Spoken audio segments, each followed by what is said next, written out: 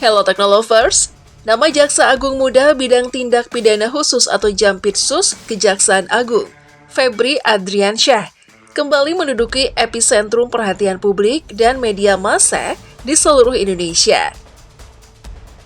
Sorotan tajam ini mencuat ke permukaan setelah tim gabungan dari Korps Pemberantasan Tindak Pidana Korupsi atau Kortas Tipidkor Polri bersama jajaran Polda Metro Jaya melakukan operasi penggeledahan di sebuah hunian mewah yang terletak di kawasan Sentul, Kabupaten Bogor, Jawa Barat, pada Rabu 8 Juli 2026. Peristiwa penggeledahan ini seketika memicu gelombang spekulasi yang masif di tengah masyarakat. Publik dan para pengamat hukum mulai mempertanyakan integritas, kepemilikan aset, serta potensi keterlibatan pejabat tinggi penegak hukum dalam pusaran konflik kepentingan. Mengingat posisi Jampitsus adalah ujung tombak pemberantasan mega korupsi di Indonesia, insiden ini menciptakan riak yang cukup besar dalam peta penegakan hukum nasional. Klarifikasi terbuka dan bantahan spekulasi. Menyadari besarnya bola salju isu yang terus bergulir, Febri Adriansyah tidak membiarkan ruang publik dipenuhi oleh asumsi liar. Pada Jumat 10 Juli 2026, ia menggelar konferensi pers secara terbuka untuk memberikan klarifikasi yang komprehensif. Dalam pernyataan resminya, Febri membenarkan bahwa rumah yang menjadi sasaran penggeledahan oleh tim Polri tersebut memang merupakan kediaman pribadinya. Namun ia secara tegas menepis segala narasi negatif terkait barang bukti yang disita. Terkait temuan uang tunai dan sejumlah emas batangan di kediamannya, Febri menegaskan bahwa seluruh aset tersebut memiliki pemilik yang sah. Ia memastikan bahwa asal-usul kekayaan tersebut dapat dipertanggungjawabkan secara legal melalui mekanisme hukum pembuktian harta kekayaan yang berlaku. Menepis anggapan bahwa aset tersebut merupakan hasil dari gratifikasi atau suap pengamanan perkara. Pada kesempatan yang sama, Febri juga meluruskan berbagai disinformasi yang beredar luas di media sosial. Salah satunya adalah rumor yang mengaitkan dirinya dengan kepemilikan maupun pengelolaan sebuah tempat usaha kuliner bergengsi, Cafe The Clan Signature, yang berlokasi di Cipete, Jakarta Selatan. Yang menyatakan dengan tegas bahwa dirinya sama sekali tidak memiliki tautan bisnis maupun keterlibatan manajerial dengan kafe tersebut. Penegakan hukum tetap berjalan normal. Di tengah pusaran badai isu miring yang menyerang ranah pribadinya, Febri memastikan bahwa ritme kerja dan tensi penegakan hukum di lingkungan Gedung Bundar Jampitsus Kejaksaan Agung sama sekali tidak terganggu. Ia menjamin bahwa Korps Adiaksa tetap melangkah secara profesional, independen, dan tegak lurus pada amanat undang-undang. Saat ini Jampitsus tetap memfokuskan energi mereka untuk mengusut tuntas sejumlah perkara strategis berskala nasional. Penyelidikan dan penyidikan terus dikebut, mulai dari sektor pengawasan pengelolaan sumber daya alam yang rawan kebocoran, praktik penghindaran pajak melalui transfer pricing oleh korporasi multinasional, hingga dugaan korupsi yang menyasar program kerakyatan terbaru pemerintah, yakni Tata Kelola Program Makan Bergizi Gratis atau MBG. Sejak resmi dilantik sebagai Jampitsus pada Januari 2022, Febri Adriansyah memang dikenal memiliki rekam jejak yang panjang, keras, dan tanpa kompromi dalam menahkodai pembongkaran berbagai skandal korupsi kakap di Indonesia. Kiprah monterannya ini bahkan sudah terlihat sejak ia masih menjabat sebagai Direktur Penyidikan atau Dirdik Jampitsus. Di bawah komandonya, penegakan hukum tidak hanya berani menyasar individu pejabat publik yang korup, melainkan juga berani membongkar gurita kejahatan korporasi strategis yang menyedot triliunan rupiah uang rakyat. Deretan mega korupsi di bawah komando Febri Adriansyah. Untuk memahami beberapa krusial peran Febri dalam peta pemberantasan korupsi di Indonesia, kita harus melihat kembali deretan kasus raksasa yang berhasil dibongkar dan dibawa ke meja hijau di bawah kepemimpinannya. Kasus-kasus ini bukan sekedar tindak pidana biasa, melainkan kejahatan kerah putih atau white-collar crime yang memiliki dampak destruktif terhadap perekonomian negara. 1. Skandal gratifikasi Jaksa Pinangki dan Joko Chandra. Salah satu kasus awal yang melambungkan namanya adalah pengusutan perkara suap dan gratifikasi yang menjerat oknum internal kejaksaan, yakni mantan jaksa Pinaki Sirna Malasari, serta buronan legendaris kasus hak tagih atau KC Bank Bali, Joko Sugiarto Chandra. Pada tahun 2020, Febri dan timnya membongkar praktik permufakatan jahat dan pencucian uang kelas atas dalam upaya memanipulasi hukum demi mendapatkan fatwa Mahkamah Agung. Kasus ini menunjukkan keberanian Febri dalam membersihkan sapu kotor di internal instansinya sendiri serta kemampuannya mengurai jaringan hukum lintas batas negara yang sangat rumit. 2. Tragedi pasar modal PT Asuransi Jiwasraya.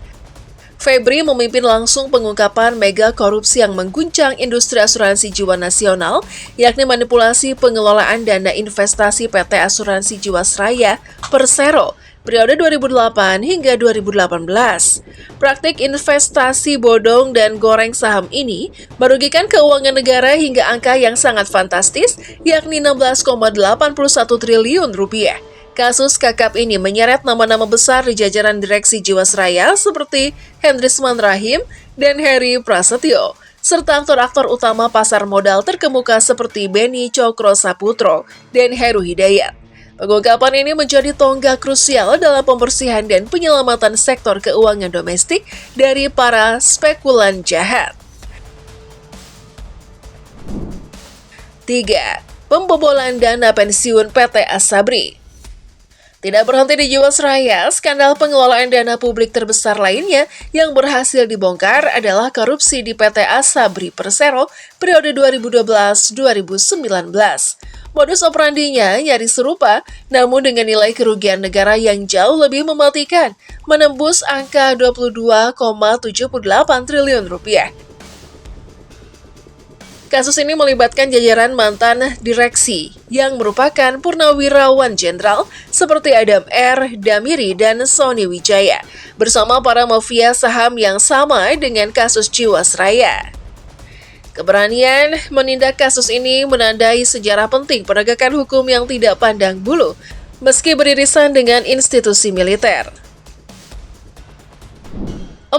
Skandal kredit macet PT Bank Tabungan Negara atau BTN.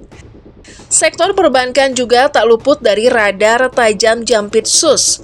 Febri turut membongkar penyalahgunaan wewenang dan fasilitas kredit bermasalah di PT BTN yang berujung pada kerugian negara sebesar 279,6 miliar rupiah.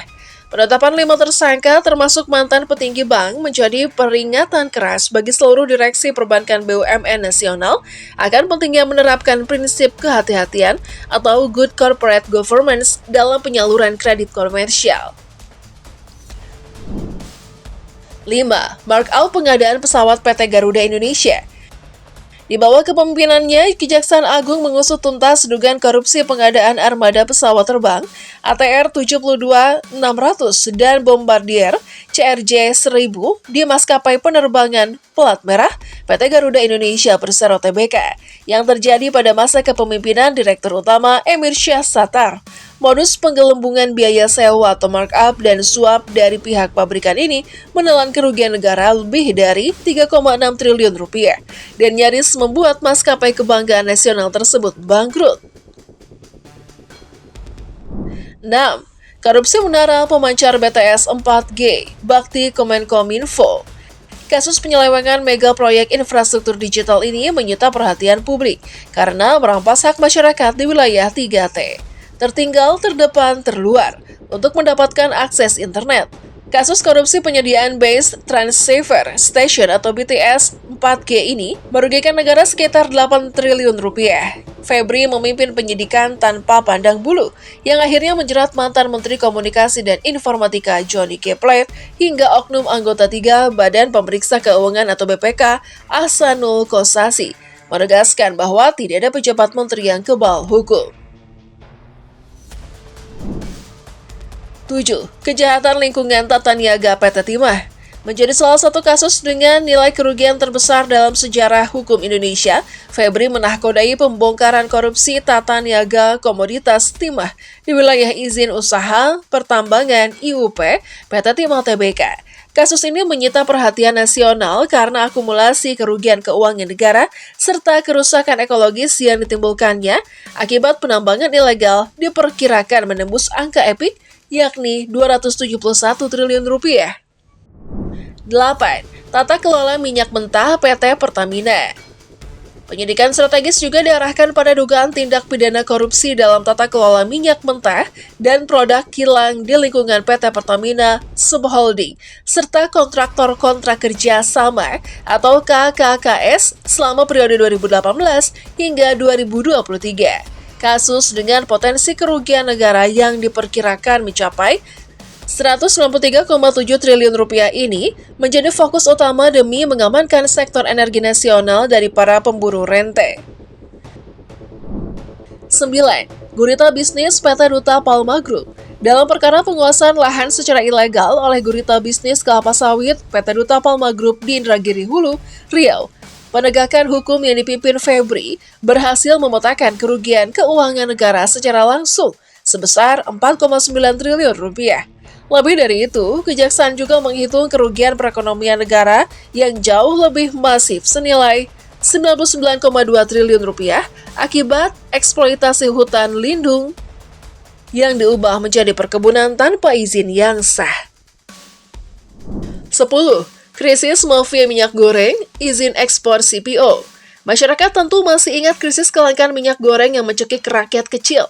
Febri merespon cepat dengan menangani kasus korupsi pemberian fasilitas izin ekspor crude palm oil atau CPO dan produk turunannya pada tahun 2022. Perkara yang melibatkan petinggi Kementerian Perdagangan dan bos-bos perusahaan sawit ini mencatatkan kerugian keuangan negara 6,47 triliun rupiah serta kerugian perekonomian makro mencapai 12.312 triliun rupiah. 11. Mafia impor besi atau baja paduan.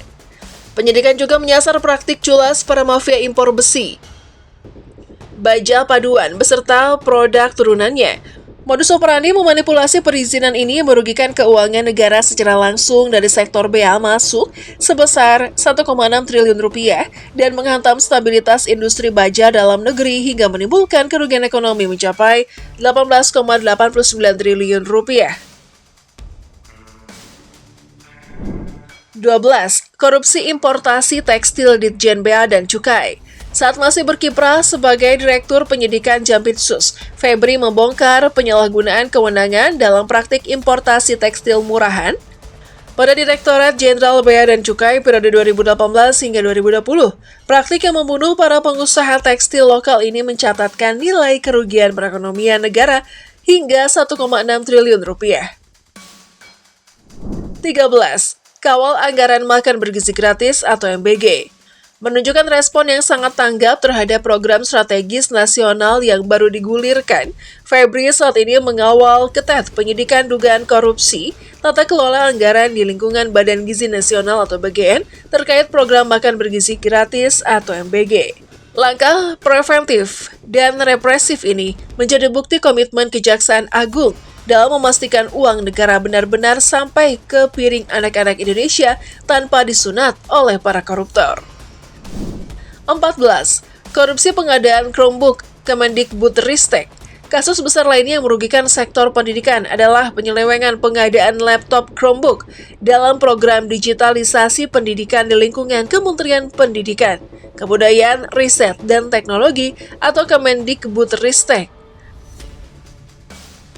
Perkara ini telah berhasil diusut tuntas dan diputus di pengadilan dengan nilai kerugian negara mencapai 1,56 triliun rupiah, menyelamatkan sisa anggaran pendidikan dari oknum yang tidak bertanggung jawab. Marwah Kejaksaan di tengah ujian. Deretan panjang kasus-kasus raksasa di atas menjadi portofolio yang tak terbantahkan mengenai ketajaman dan ketegasan Febri Adriansyah dalam menumpas kejahatan kerah putih. Di tengah dinamika publik yang bergejolak dan riak informasi mengenai penggeledahan rumah pribadinya, Febri memastikan bahwa integritas kelembagaan Jampitsus tetap terjaga utuh, yang menegaskan bahwa institusi penegak hukum tidak akan mundur selangkah pun dalam menghadapi tekanan, intimidasi, maupun serangan opini publik. Seluruh rangkaian penegakan hukum dipastikan terus berjalan secara transparan, akuntabel, dan berbasis koridor pembuktian hukum yang solid demi menjaga marwah Kejaksaan Agung dalam membersihkan proyek-proyek strategis bangsa dari cengkraman praktik rasuah. Negara dan hukum harus selalu hadir dan menang melawan para koruptor.